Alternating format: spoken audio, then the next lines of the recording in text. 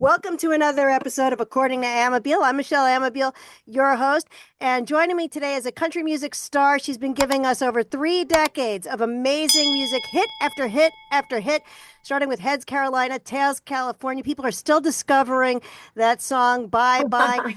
And the songs have become a part of the soundtrack of people's lives. And now, after a decade between studio albums, there's a new album coming this week, Bridges, songs of faith, songs that are touching people. And it arrives this Friday. So excited for the next chapter. Jo Dee Messina, welcome to According to Amabile. Hi, good morning, good afternoon. I don't even know what time it is. Oh, it's 11 o'clock here in New Jersey. And I'm just so happy that you are coming to New Jersey to the Carteret Pack June 20th. The show is No, I think it's June 12th. June 12th. Okay, June 12th is the show. And I'm very happy that you're choosing us to debut these beautiful songs. Yeah, we're this is the second top Carter at the Performing Arts Center up there is the second stop on brand new tour. So we're touring with this album, but we also we can't leave town without doing all the hits. So it's pretty loaded. I mean, this show is pretty loaded with material, and you get to hear a little bit about, the stories behind some of the songs and both the old ones and the new ones. And so yeah, we're excited to come. Well, we feel very fortunate to have you here. And I just love that song, Can Anybody? Like that Oh, song it just reached me in a way. Thank you for that song. well, thank you. It was actually inspired by a teenager A who teenager. said, because, I've had people write stuff and they're like, oh, Messina, feels this way and that way. And then, try to expand on the song. But really, what inspired it was a teenager saying, I don't think that my mom or my dad even hear a single thing I say. Like, they don't, it's like I'm invisible. And I was like, oh, that's so sad.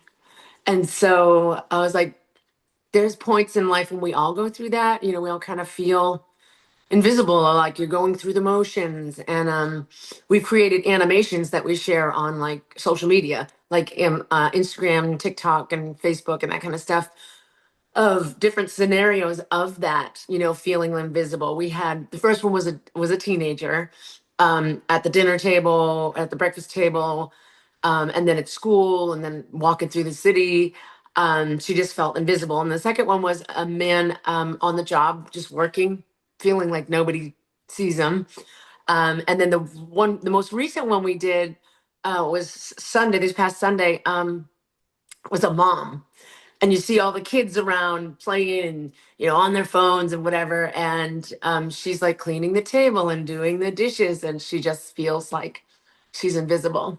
Well, that one hit me. Mm, That one hit me. I thought that was beautiful. Like, well, thank you. but Bridges is your first studio album in over a decade. What made you feel that this is the right time to tell these stories? It was more encouragement coming from songwriter friends and the producer David Spencer. um, I was writing a lot with people, and they're like, man, you need to record this, you need to record this, you should record this. And then I was writing with David Spencer one day, and he was like, you should put a record together. And I was like, well, I don't have the same machine in place that I once had, with the major record label and all that. And he's like, no, just I'll help you, I'll help you put this thing together. You have so many great songs that you need to share. And so that's kind of how it worked out. Well, the record just feels like a perfect way to describe where you are in your life and your career right now. Well, yeah, I mean, I have a bit more perspective now than I did 10 years ago. I've got kids that I've been raising. And so, yeah, it's just there's a lot out there. Well, the first single, Some Bridges, gave people a glimpse of the album. Why was that song that you wanted people to hear first? Well, actually, I handed the completed project into my marketing team because I couldn't choose the first one. I was like, I don't know what to lead with. I don't know, people are like, what's your favorite song? And I don't have one. So, I mean, I have all of them for one reason or another. That's why I chose to write them. And so they chose Some Bridges because they just thought it was just such a great message. And we are bridging and also we're like, what if we call the album Bridges because we're bridging the gap between yesterday and today. So they chose it. That's why. Well, it's an appropriate title because your fans are very loyal from the '90s. One particular fan, Kelly Clarkson, my God, she says that she harmonizes beautifully with you listening to the record, singing in the car. Did that blow your mind? Well, they have a bunch of videos they collected from different artists and congratulating me on the 30-year anniversary of Heads Carolina. Wow. And so when I saw, well, I cried at pretty much all of them, but I wanted to share the Kelly Clarkson one, and I wanted to share it this week because we're going to be on her show on Wednesday. So I was like, oh, let's share the Kelly thing because we're going to see, they're going to see us with her on Wednesday. Well, what she said was beautiful. It was It so sweet. was very It was nice. mind blowing. I was like, really? You're just doing your thing. And then, I love her music. I used to run to it all the time. And so to hear her say that, I was like, oh my goodness. Well, Hez Carolina tells California, like people are still discovering that. Thank you, Cole Swindell. Like, how did you feel when he did that? Oh man. It's always been up at the top of my streaming. It's quite an honor to have somebody pay, tribute to you like that. That's crazy. I mean, it kind of blew me away. But yeah, it was really nice. They let me be a part of like the video and stuff. So that was fun. I feel like your journey from Boston to Nashville, and then Tim McGraw. Like Tim McGraw just seems to be the bridge to everybody in Nashville, isn't he? I mean, Taylor Swift. I mean, I just going back with the Bridges theme. Nice, nicely done. I see what you did there. You see what I did there? But he is. Everybody always kinds of mentions that he's one of the first people they connect with, and I've heard that several artists. That's neat. Yeah, yeah. Well, he was responsible for my first record getting done, really. He co-produced that with Byron Gallimore, and yeah, the rest is history. And then you sang with them on the song, and Bring on the Rain. Yeah, that's right. it's funny because then we were in the studio and he was like, I went in and I did my vocal and he was listening back. He had gone in and he's like, and he called me and he was like, hey, are you cool if I like try to throw something on this? And I was like, yeah. Yes, absolutely. You want to sing on it? Sure. And so he did. And then what we have is what he came up with. Well, coming from the Northeast, like I mean, you hear this from several country. You got Shania, obviously Taylor. But I feel like you kind of blazed that path. Oh, wow. Well, You were thank part. you. You were part of the early trailblazers of I the know, even Northeast. before me, when I was a I know. kid, Eddie Rabbit, right? Isn't he Right. from Jersey? Yep. Driving my life away. So yeah. Yes. But yeah, I never really thought much about, where I was from. I know before I left Massachusetts, people are like, oh, they won't accept anybody from Boston. You're gonna be back in 6 months, we'll see you in 6 months, whatever. And it's like nobody really asked me where I was from once I got here.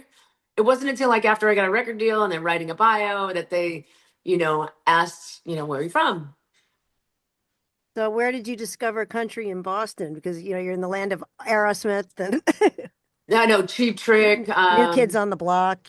Yeah, yeah, yeah, yeah. I know, isn't that funny? So I went to a school that had kids from all over the country that attended, and one of them was from Florida, and he was listening to country music, and I loved it. I was like, oh my gosh, they're talking about me. They're singing about my life, and so that's when I started to gravitate towards country music. Well, 30 years in country music. I mean, you've been honored by the ACMs and the CMAs and AMA Grammys. It's like, what have you learned in 30 years, and what are you most proud of with your journey? Oh wow. What have I learned? I learned that it's a business. I learned that it's show business. And not to buy too much into the show in a sense of like who you are. I've seen a lot of people change who they are once they have a little success. And so it's like, I just learned that the realness, the importance of, my relationship with Christ in this industry is very important. to me, because it keeps me grounded and centered, and just reminds me, I'm here today. I'm grateful for that.